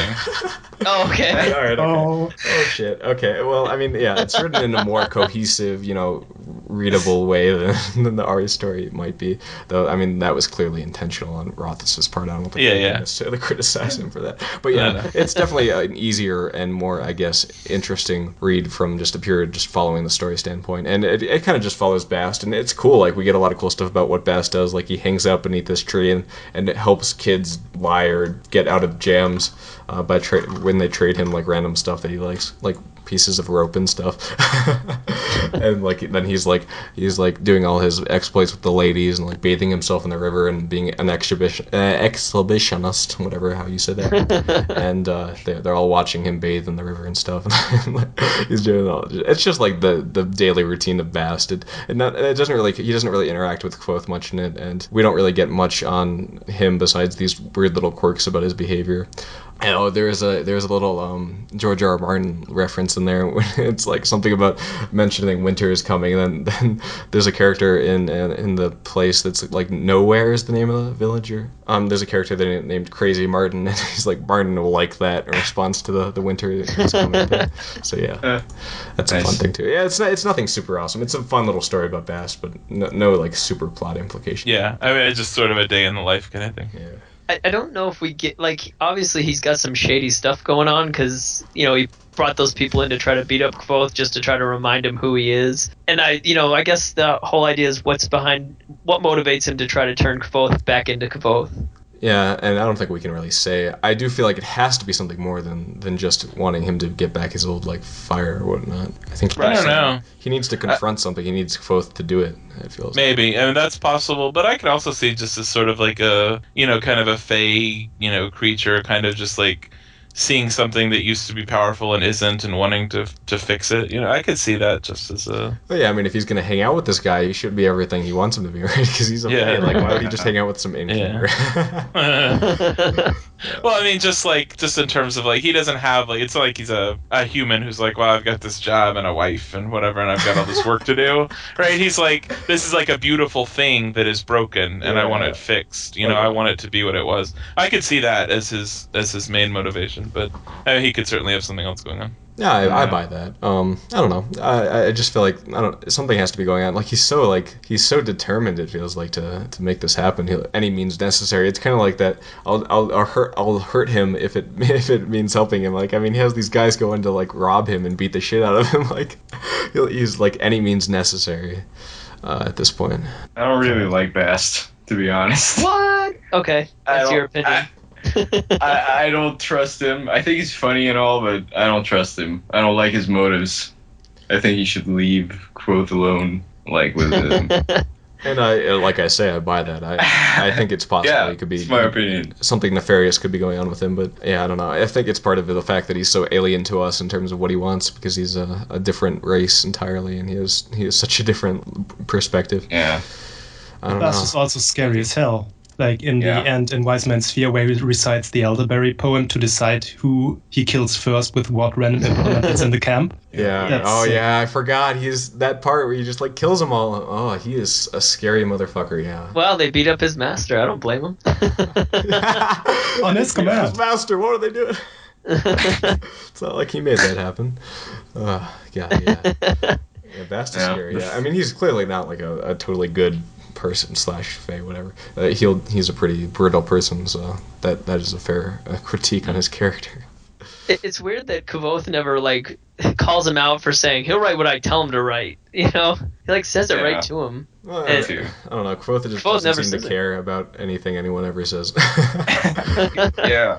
Bast is he's such a neat character though. Like I like some of the stuff he does. It's obviously kind of like the same comparison Kvothe makes. He's like, we're like alcohol and water that. Like, the two of us aren't anywhere near the same, but we look the same. Definitely. And he talks about all this stuff, like, when he fixes Kvothe's mouth, like, he has him, like, spit the milk into the thing, and it's just better. I don't really get it. But it's neat that he has, like, this magic that he doesn't even have to try to use, and he just can do it. Yeah, if you want to point out, like, a super overpowered character, it probably is Bast in this story. And I don't mind that so much. I like it, actually, like you say, Brett. And he's hilarious, and I love his attitude toward things most of the time, though. It does get a little dark, but I think he's a really fun character to follow. And I'm going to keep saying people are my favorite, because we're moving on to Ari now, another super fun character who I think is hilarious in her own method of being, like crazy. Yeah, I love Ari. Yeah. Yeah, she's fun. And I don't know what more to say about her. We can discuss the new book a bit. Other than that, yeah, it's very positive. Just like I love her quirks, like just being this very like prim and proper, and having this way of perceiving the world. But I guess with that, we can discuss Lower Guard for Silent Things. I guess to give some context, it basically is the story that just follows Ari and her daily life in the Under thing, kind of just doing all this weird stuff where she goes around to make sure that all the objects are feeling okay. And preparing for Kvothe's next visit, presumably. I think that's what's going on. And in terms of when it's set in the story, I believe it is the part at the beginning of Wise Man's Sphere when he ingests the plumb bob, because I think we get in day 3, like, it's like one sentence in that chapter, and it's like Ari cried or something like that. I don't think it. I think it's later on. It's right before he and Elodin meet her. Oh, does that happens in the same time though? I think that happens shortly after the plumb bob. I think it's pretty far after because he's not like having reoccurrences, but like because he shows up with the 3 things and she gives him the 3 things. Oh yeah, I thought that was what happened. Okay, you're right. It definitely does end with Elodin and her meeting him. That's the ending point. I just thought that they happened in closer. I don't think because she goes to Kvol's room when he has the plumb bob thing. Yeah, but she actually goes to his room. We don't and takes see that. Care of all him. we see is the that she cried though. Like so, like I don't know. I thought that was just all we saw of that event from her perspective. I haven't reread in a while. She gives him a place to stay or whatever in the main novels? She tells him about it, but he never goes. Oh, okay. There. But she does tell him about it? That's kind of creepy. Okay, I forgot just to adjust that. She has like this little place made up for him, and obviously there's lots of interest, but I don't know. It seems a little possessive to me. I don't get that. Well, she is very OCD. Yeah. It's like You very think? strange. And the best way I heard this interpreted was this whole thing about her. This whole thing about her like attributing emotions to the things around her is her way of recognizing her own emotions because she's kind of broken in a way that she can't recognize her own emotions in herself, so she has to project them onto the objects around her. But it has echoes of that story we hear in the Jacks, with the guy who can like hear what things are saying. The guy who gets like the different stuff from. So there could be some supernatural aspect to it too. Well, I think it has something to do with her sleeping mind and her like perceiving things that normal people like Elodin seems to have kind of the same thing. He's just kind of cracked, and I think that's kind of what's going on with her, but not. She doesn't have it under control like Elodin does. Yeah. She doesn't actually call the name of things, but I think she can. She just sees things differently. Yeah. And I mean, and she's an alchemist. And she did something weird at the end with the. What does she do like there? She like. I don't have any fucking idea. So is that alchemy or like? I don't think that was alchemy. Is that was shaping? else. Like, is that what she's doing? I think. I do think it was alchemy. We don't know enough about alchemy to know how it's done, but it seems like she was like using some kind of alar to make it happen. Whatever it was she did with that soap, or no, it wasn't soap. It was a candle, right? Yeah. I don't know. I think that was something else. So that the passage, I don't have it in front of me, but it's like, and then the world bent around her. Like, I mean, it was something weird. Like, I don't think it made her was seem cute. Like, great. Is this just because she's insane and she like is just attributing this stuff to I don't know weirdness, or is it she actually had this power? And I actually think it could be. I think something so. Going on there. I'm actually gonna. I'll be right back, but I'm gonna go find the passage. Okay. All right. She definitely is into alchemy though, because she keeps talking about Mandrag, and she knows what this stuff is made of. Mm-hmm. And it's cool that we get that backstory, that we confirm that she was a university student, and clearly a powerful one. It feels. Well, definitely by the end you think that. Yeah. You think that is where she knows Elodin from? Well, yeah, it's weird that she's suspicious of Elodin though when they meet in the actual story. Like, what was the cause of that? I guess a rift. I don't know. Yeah, my guess is whatever made her crazy kind of has something to do with like something obviously had to put her over the edge. She was just a student at the school, then all of a sudden she's like, oh, okay, I just got to take care of this little area. Yeah, which I don't really understand. I guess the question is, does it happen in tandem with Elodin? It doesn't necessarily have to. Like, I mean, a bunch of people go crazy in the university. Like, they're not unique, and clearly it has something to do with this weird like metaphysical stuff with like naming and shaping. Like, it seems like that at least from what Elodin says, that is the big cause of craziness. It's not like Quoth tries to justify it as like, oh, it's just stress. Yeah, it's not stress. No, it's something bigger. But even he goes crazy the first time. Like, the first time he calls the name of the wind, like, he isn't even responding when they're talking to him. It's Elodin that talks him down, I want to say, like, right? Yeah. He goes and, like, says something, and then they're like, wind? Did he say wind? Yes. I don't know. There's something going on there. I don't know what it will be. I'm trying to think of anything else I want to point out about that story. It's really a sad story. Like, there's so much like stuff that she just mentions about like the various traumas she's gone through. Like, I don't know. It's a rough one. I know people like Michael was hinting at earlier didn't like it maybe so much because it was difficult to read and it was like this weird like purpley like really I don't know. protracted, Yeah. super involved description type story with weird ways of saying stuff, like sort of like experimental fiction type thing. But I enjoyed it. I probably, I mean, I didn't read it as fast as I read like The Lightning Tree, because like I feel like it's not the type of story like you just read. I don't know, you go through it more slowly. I wasn't disappointed in the story. I was disappointed that I paid for the story. Oh. Yeah, I mean, my thing was, I don't think it was badly written or anything, but it was just sort of, I mean, so generally speaking, I don't like stories that are about crazy people. Like, I just have a hard time reading stories about crazy people, and like Ari's a nut. And like she's fine in small doses, like with Kvothe or whatever, like, but like a whole, 150 pages of her being like, does the book belong here? I don't think it belongs here. Does this like When you put it that way, this seems like the most ridiculous book ever. And It is ridiculous. Really, yeah, it was 150 pages of that, of like series of like different objects, and going like, does this object, like, I could, I don't write as well as Rothfuss or whatever, but like I could basically write that story. Well, he recognizes this, and he does. He writes. He wrote it like on a lark. It feels like he had this weird idea with her, and they wanted to publish it, so he did. Yeah, absolutely. Yes. I mean, I certainly don't begrudge him publishing it. I don't begrudge him or other people liking it. I mean, that's totally cool. I don't even mind that I bought it. I mean, I wanted to read it. I even knowing exactly what I know now, I'd still go and buy it. I mean. Yeah, but anyway, the line that I was talking about is, Ari stood, and in the circle of her golden hair she grinned and brought the weight of her desire down full upon the world, and all things shook, and all things knew her will, and all things bent to please her. I mean, maybe that's just Ari being crazy, but I don't know. That doesn't sound like alchemy, but that doesn't sound like alchemy to me. Well, we don't know much about alchemy. We don't know. I mean, I just can't see Sim doing that. Yeah. Sim doesn't seem the type of guy to pull that off now. You think that plays in with the theory that she's somehow related to Taborlin the Great, because she also gives Kvothe the gifts of a coin, a key, and a candle, like Taborlin does? Wow. That's interesting.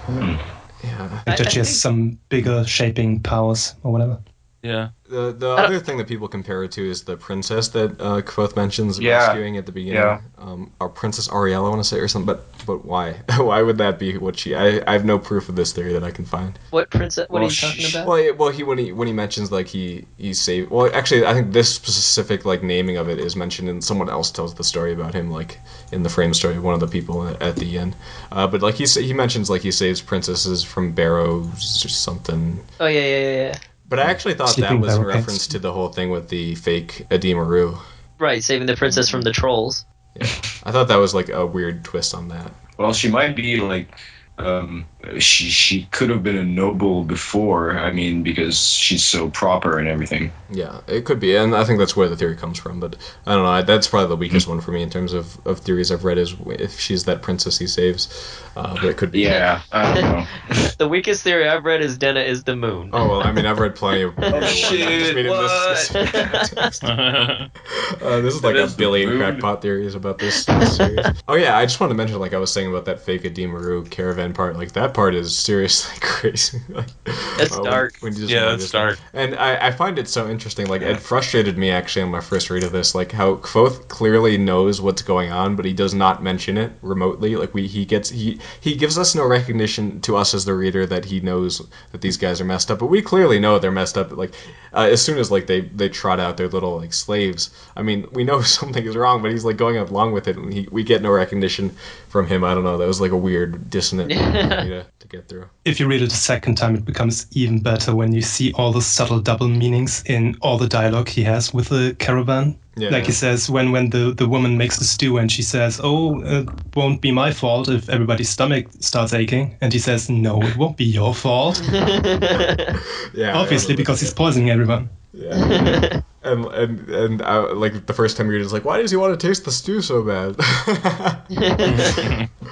And then you find out.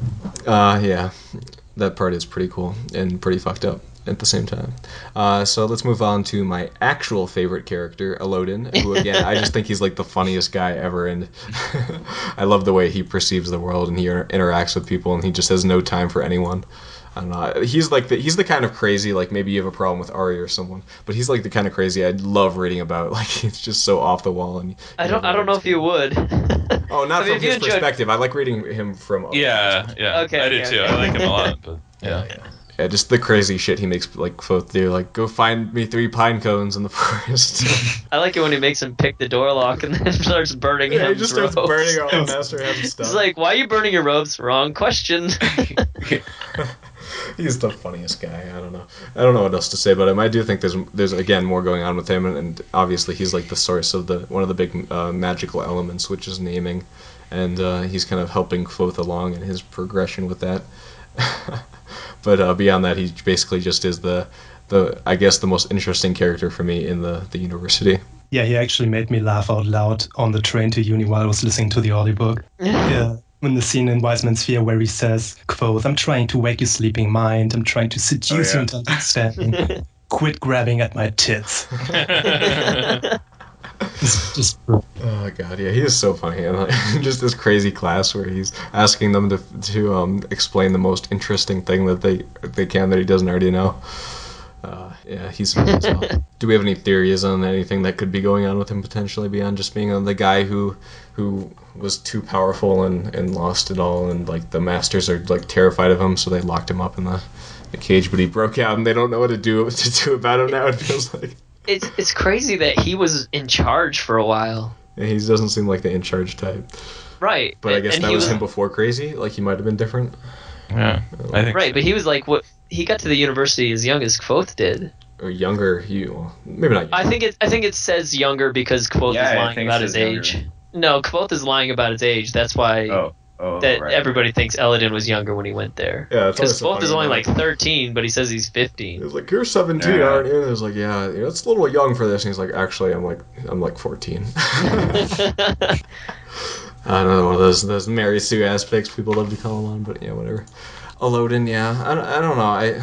The biggest thing I can think of is that he's somehow like there's the big thing about like that we get about him with Copper, like being the thing that can keep him back, and that is the thing that can inhibit naming. And I don't know if there's anything to say about that, but that is one of the big things that sticks out in this chapter where they go and visit the crockery and they added stuff to his cage while he was gone. Was it again? Sorry, I haven't done a reread in a while, but was it that it was copper specifically, or was it that it was just something else in the wall? I thought it was the copper. The copper. It was the copper specifically. Okay, sorry. But it didn't stop him. He still the door was open. Like if they had closed it, like he wouldn't be able to break his way out. Well, they walked out onto the deck though. Yeah, like he had to pry the copper open. Like he called the name of the stone and it fell away, and then there was like the mesh, and then he had to like pry it apart to get through. Yeah.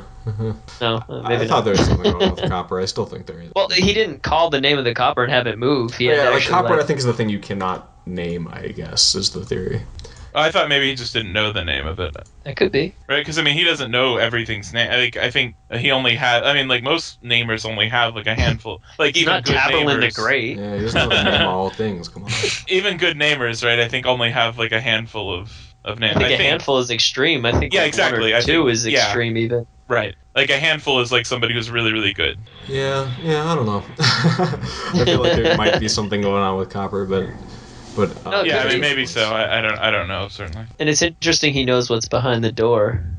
Oh yeah, Valeritas, or plate door. What's going on with you? And I don't think that's not the Doors of Stone. Like the name of the next book is going to be the Doors of Stone is in the Fane realm, right? Like we get that from I don't Bast know. or something. Maybe they're connected. I don't know. Oh, I heard that the they're Greystones connected. might be those doors because they look like Stonehenge and building like archways. Huh. Yeah, that could be it too. I'll be curious to find out what the hell's behind that door. I feel like my biggest, I don't know, there's no basis for this besides Lauren's Amir connections, potential Amir connections, but that's when they hide all the shit. It's in there, so Quothe's gonna go in there and like, oh shit, there's all the info. That's all I ever wanted. Isn't there a part where they say that Yax or Jax is behind that door? Oh, did they say that? They said behind Doors of I Stone. heard that speculation They as didn't well, though. necessarily say that one. Oh yeah, I I think don't the know. Doors of Stone are something different. I'm pretty sure we get some mention of the Doors of Stone being in the Fae. Mm-hmm. The guy that created the Fan realm, I don't remember his name, but he's behind the Doors of Stone. they had to trap him behind there because he was too powerful, something like that. Anybody? No? That could be right. I don't remember that guy's name though. That's in the story with that's in Florian's story. Right? Florian's story, which I'm kind of buying because she would first-hand account, right? Yeah, she probably knows what she's talking about. Okay, yeah, that's fair. Let's move on to Willam and Sim. Again, characters I don't think you can say too much about. They're like the perfect best friend characters. Yeah, they're great.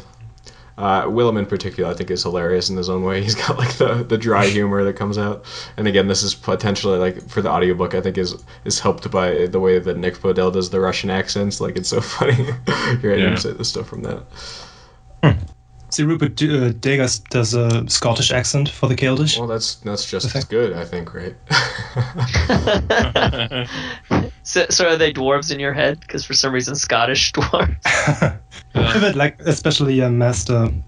God, what's his name? Kilvin. Kilvin, yeah, he sounds amazing. Kilvin's hilarious too. I didn't list him here, but he's definitely the master we get the most from. I mean, because Dahl, I mean, he's in his class, but you don't.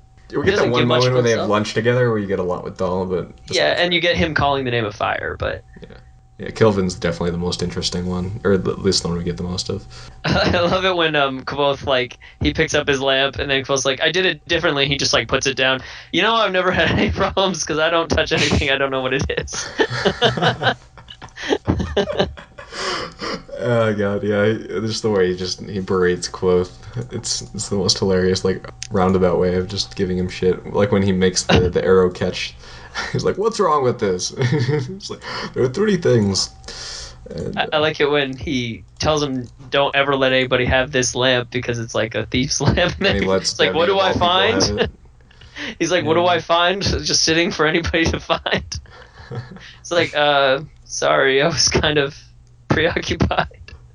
Yeah, and of course Kvothe is like the worst person to have the lamp anyway. Like, like it'd probably be way less dangerous in the hands of just a criminal. So that's funny. That's true. And yeah, I guess we kind of skipped Willam and Sim in favor of Kilvin there. But yeah, again, not much to say. I'm glad things worked out with Sim with Fella. Like, yeah, he's like the kind of guy you want to root for. Mm-hmm. And so far, it's good for him. Yeah, Fella is great. Denna is okay, but like Fella. Well, Fella's the one fine. I think you can buy for one. Her being Gets super naming. attractive and being a cool person to be around. And great breasts. Yeah, that's we've heard that many times.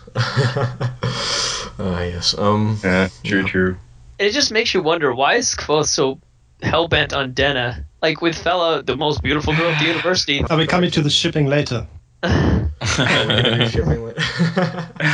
just don't understand why he doesn't. I mean, maybe it's because Fella isn't like the puzzle that Denna is, and Kvothe is all about puzzles. Yeah, she's not well for Kvothe. I had a friend who was just like that in high school, who was like really like obsessed by this one girl, and in the end it wasn't really a relationship or anything. It was exactly like Kvothe and Denna. So I kind of understand. I personally don't understand. Like, you should just like let her go. But yeah, I mean, I think it's something that happens. I mean, I don't think that's unrealistic, and especially for somebody Kvothe's age, I don't think it's. Love is blind or whatever the hell. Yeah, and it defies the rationale. Yeah. Etc. So then Devi, again, just another super fun character. I love so many characters in the story. Like best character. Yeah.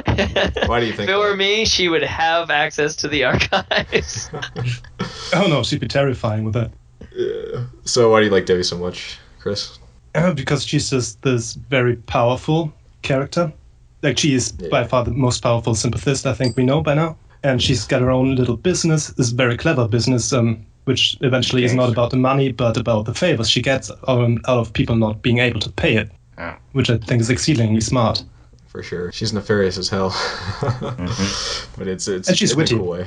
Yeah, she's very witty. Her interactions with Kvothe are some of my favorites.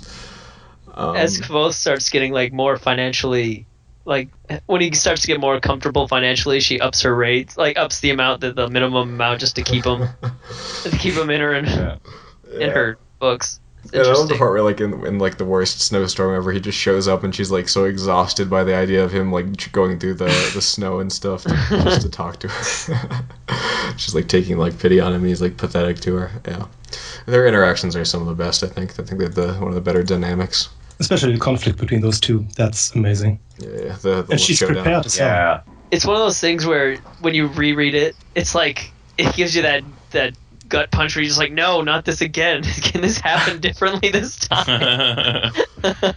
Especially it was just because Quoth was getting really paranoid, Yeah. Yeah, which is a flaw in his character. and his friends actually convinced him it was her because he was dead set against it being her, and then his friends kind of convinced him. But it was also like her talking about like there were suspicious things she said about like the plum bob. I think is what gave it away.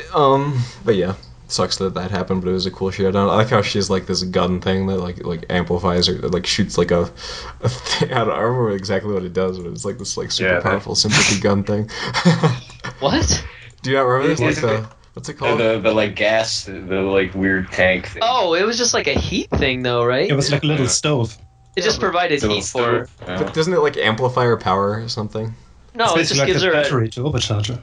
it just gives her a source of great heat. Right. So yeah, it's like an amplifier. Like yeah. I guess it is an amplifier, but it doesn't like change how good she is at it. It just gives her more juice. Yeah, but that's cool.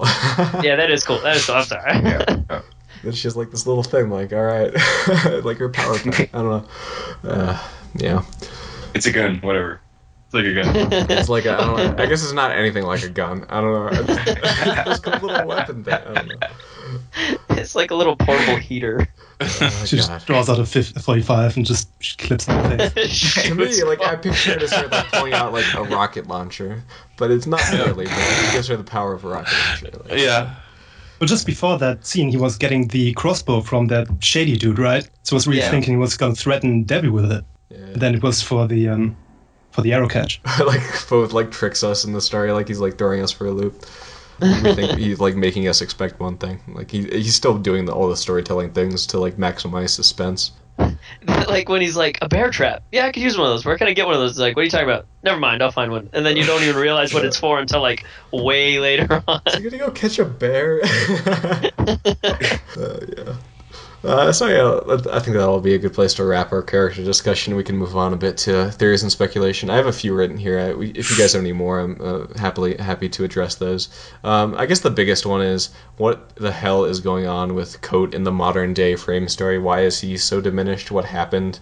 There are moments there where he tries to do sympathy with the whole weird the demon thing that comes in. And he can't. He fails to, and he seems like he's going to be able to do his Adamic fighting against those two mercenaries, but he like loses focus or something and gets his ass beat. So what It's like happened? he just stops trying. Yeah. So what happened? I find it weird because he does use sympathy earlier on when he first meets the Chronicler, because he makes that glass bust, and then later on when he's trying to light the demon thing on fire, he can't do it. Yeah, it seems like it's an inconsistent thing. Like he's not completely.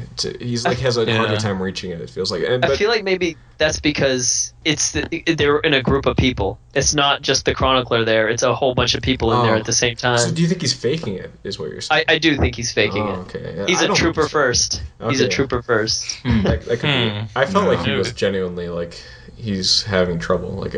But yeah, I can understand that. The weird thing is like there are moments where he clearly still has skill. Like he fights off all the Scrael. Scrael. Yeah, like no problem. But then he can't fight two guys. But he starts to, and then he stops. Yeah. My guess is because he didn't want to kill them, and that's the only way that they would not talk about it afterwards. Like he doesn't want it getting out that he's there. And if this like innkeeper just beat the crap out of two mercenaries, basically, they would talk about it, and he doesn't want to kill them. So So if that's the case, what is the end game? What is he like faking for? Is he just hiding, or is he waiting something out? well, he tells the apprentice guy that he faked his death and he's hiding because people are looking for him. Like he's like, this is what I'd do if I worked both. I would open an inn and hide out there. Yeah, with the kid, and the kid's like, well, okay, you're cool. That's All a right, good one, buddy, Mr. all Coat. right. Yeah. Whatever you say, man.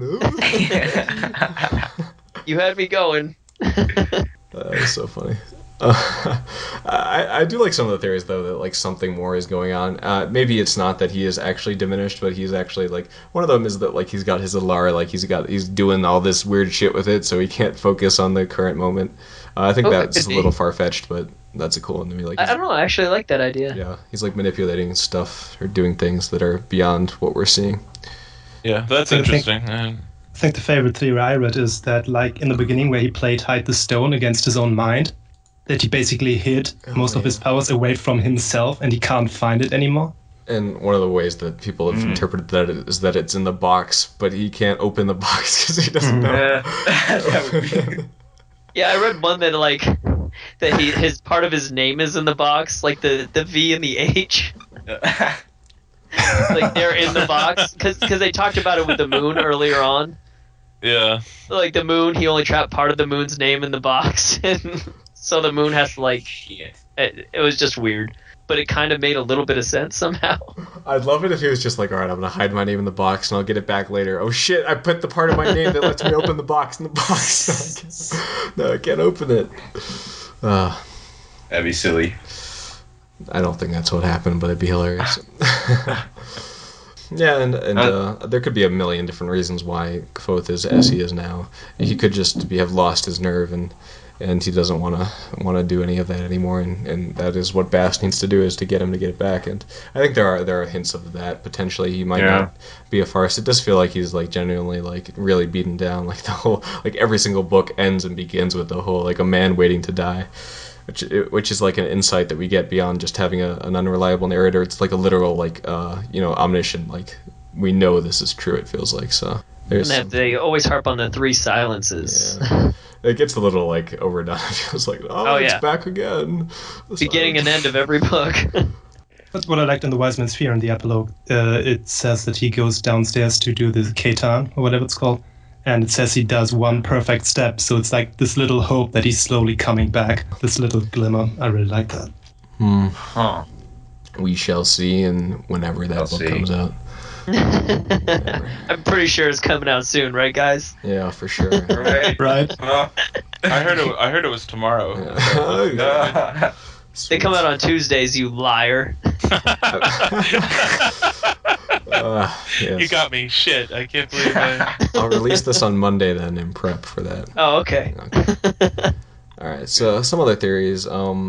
We went over Master Ash equals Cinder, potentially equals Brayden.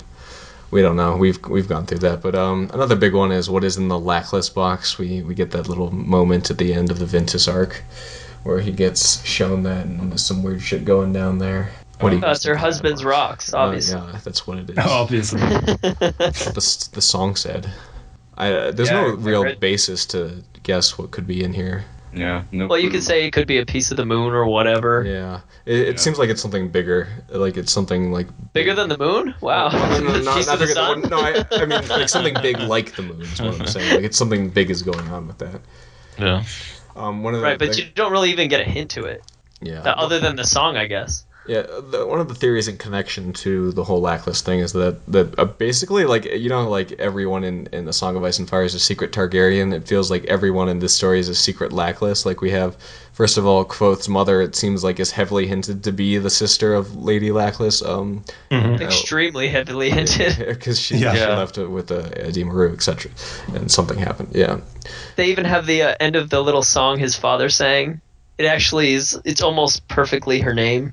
Yep. It's what is it? Not they actually he calls her like Tally in it. Like if you were listening to the audiobook, I don't think you'd get it because you just hear it, but it's actually a capital T on Tally. He's talking about how she keeps his books, and then it says Tally, and her name is Natalia. The original Lackless was Natalia, and then at the end it says something about marrying, and it says not something. It's her name basically spelled right out.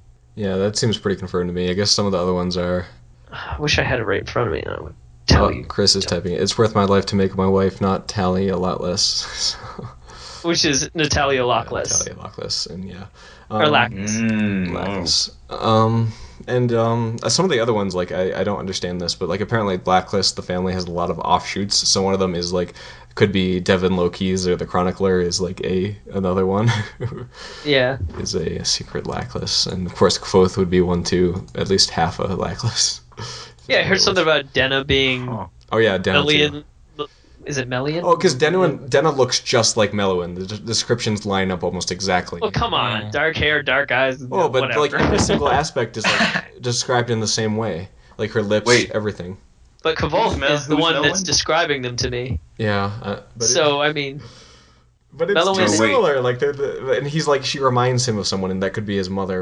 And it probably is. I think his it's mother. his mother. But also, like she has like the exact same description as Denna, like every aspect, and it's written in like the same way. So I feel like that would be such a big deal if one of the Lackluster daughters had an illegitimate daughter. It'd kind of be a big deal. Like everybody would talk about it. I don't think what's his name would Denna even be and interested. Kvothe are brother and sister. No, not brother and sister. They'd be cousins. No, I'm just saying, what if they were? What if they were both? Well, that would make sense. It's Why a he Star doesn't. Wars ship. Yeah, Star Wars, yeah. That's why they don't have sex ever. So yeah, I mean, I guess that is a weak one, Denna being a Lackluster, but I feel like there has to be something with her description matching Meluin's exactly. I don't know. Hey, it could be possible. Yeah. I don't know. I'm trying to think of, is there any other ones that are mentioned that could be Lackluster? I don't think so. Well, clearly Jackus is so close to Lackluster. They're same thing. They're both vintage. Yeah. Everyone is related in this story, actually. We've gone over all the rest of the theories we have. Your last one was Master Lauren, member of the Amir. I feel like that's pretty much confirmed, don't you? I don't know. I guess it seems so obvious to me that something is up with him and the Amir.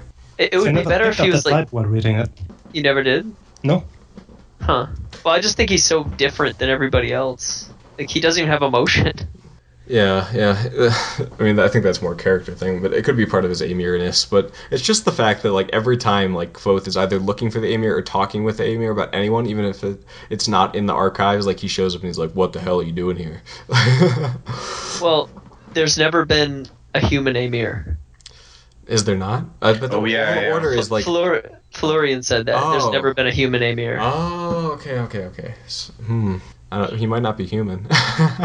Well, that could be. I mean, he just doesn't seem to have the same social cues as everyone Right, else. So yeah, that's That's a true, point in yeah. that favor with that. But if that's the case, then what is up with the whole secret order of Amir? Are they all not human, or is that just a misinterpretation of what they are by? Well, they had to become less. Like when it was it Telu that gave him the ability to be the Amir. It was it Taylor? It was Taylor, and like the leader of them was that guy in Celatos, right? Yeah, Celatos. Yeah. Is that it?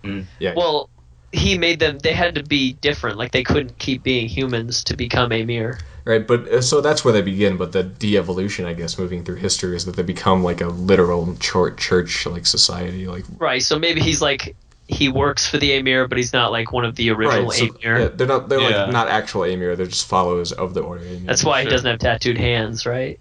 The blood tattoos? No, nothing. All right. Yeah. They're like weird looking angel people, and he's not.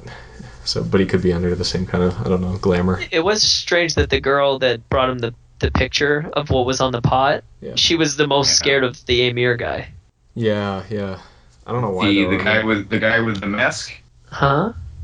one of the Chandrian, the Iron Mask, who is supposedly that Duke, who worked on medicine. Oh or yeah, something. yeah. What is that guy's name? I Oh, I know what forgot. you're Yeah. But yeah, there are rumors that this guy was also an Amir, and he became one of the Chandrian later on. I don't know. He became one of the Chandra? Yeah, Yeah, that makes sense. Um, I know that there's connections to him with the Amir because there's the Amir mark in all of his books. In the books, yeah. Yeah, that seems plausible to me. I don't know why they would mention him with not having some kind of impact. So the description of the Iron Mask that lines up with him, is that how it goes? I think so. Okay. I don't remember. Okay. And Haliax, is he on the picture? Yes, he is, because he's the one who has the moon above him. I think it's Haliax, Cinder, and a naked lady, and then there's the Amir guy. Yeah. And does anyone have like the passage where the, god damn it, I can't remember any of the names, where the Adem leader lady tells him all their versions of the names of the Chandrian? Like, what is she? No, I'm sure you can Google that real Yeah, quick, yeah. though. I think Magwin is the name of the lady that gives him his name. Magwin? Does that sound that's right? Yeah. But that's not the lady who tells him the story. No. Alexel bears the shadow's hand. Yeah, that's Alias. Siphus bears the blue flame. Sturkis is in Thrall of Iron. So Sturkis would be the Duke. I guess the Iron Mask guy. I thought that was Leonardo DiCaprio. Oh yeah, it could be. Ferrul, Chill and Dark of Ice. That's the female one. Osnia lives. No, Ferrul is Cinder. Oh, Ferrul is Cinder. Yeah. Osnia is the female one. Osnia lives in nothing but decay. Grey Delicenti never speaks. Pale Alenta brings the blight. Last three is the Lord of the Seven. Hated, hopeless, sleepless, sane. Alexel bears the shadows. Yeah, so that's what we get from her. I don't think that tells us more necessarily, but. Oh, in what I'm reading here, actually the picture, Nina's picture, it's not a picture of an Amir guy, but of a member of the Siridae, the other ones that are, I guess, after the Chandrian. Oh, the Siridae are the Amir. Shoot, yeah, they're the same thing. Yeah. Yeah. And doesn't Ari compare Quoth to? Yeah, she said you look like one of the Siridae, or one of the Amir. He's like, how do you know about the Siridae? Yeah. And then she runs away. Yeah. Then he finds her and she's crying. She's like, sorry, I know I should tell you. They do seem so much like the final bosses, like one by one. They're so like unique. Those are like the things he's gonna fight off, but I don't know if that's gonna happen necessarily, but it seems that way. Not much more to say about the Amir and the Chandrian than that. I'm definitely into that kind of mix, and I'm more curious about the Amir, I feel like, than the Chandrian. Like I want to know like what is going on with them, how they're manifesting in modern day, and what their goals are. Because the Chandrian's goals seem way more. What's their plan, eh? What's their plan? The Chandrians seem more obvious to me. Like they just want to. Well, I guess maybe their greater goal is not so obvious, but they just are currently interested in not being known about. Yeah. Well, I think some of the thing that gives credence to her patron being Cinder, Denna's patron being Cinder, is like they're trying to change the song. Yeah, they're rewriting history. Yeah. Right. They're getting rid of anybody who's said it any other way, and then they're turning Lanray into a hero. And I'm why wondering, did it take them so long to have this idea? They've been around for like, a long ass time. I was just gonna say maybe because if Denna is someone special, like you're saying, like she braids her hair and people do what she says. Maybe you know how they said somebody could write stuff in a book and it would change, and it would like make people believe it. Like maybe if she writes a song, she can make people believe it, and they were waiting for the right person to do it.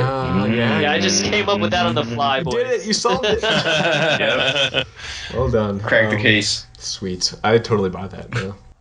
That'll be quite the conflict though with her and Quoth. But it'll be interesting. So that maybe that's how Haliax can break his curse. Mm-hmm. Maybe we shall see. So again, yeah, that's all I really had on this. I think we've had a pretty good discussion. We've been burning for about 2 hours now, so yeah, not bad at all. I think that's a good. I mean, it's not nearly as good as the last one. No, I mean that was way better. No, I mean the last one was God. Yeah, come on. That would have won awards. Yeah. I mean, that would have won awards. It's just for too bad context, we did attempt a record of this in the past, but it was lost tragically. So nothing with that, but yeah. Well, it was gonna overshadow the Lord of the Rings, and Bina got mad, and so she deleted it. Yeah. All the shadowy Amirish backstory, so we can't talk about. But hopefully this one will survive. I'm really hoping so. It's not going to now that you said their names on it. I just cursed it. The Chandra, and they're going to come erase this podcast. Now that you said that, I assume that it will get fucked up. Oh, Jesus. Fuck. I mean, damn it. Zach, if we don't hear from you again in the next few days, we'll know I you're see gone. A blue flame in the distance. Oh, shit. Oh, God. Maybe that is why. Maybe. Anyway, that was a lot of fun, guys. Thank you for coming on with this. I seriously love these books. I think I'm going to go and reread them again just because I can't stop. Like, if nothing else, like, criticism aside, I just, like, I can't, like, this is the kind of story, like, I can never get tired of, so. And clearly you guys feel the same, so thank you for joining me. This was a lot of fun.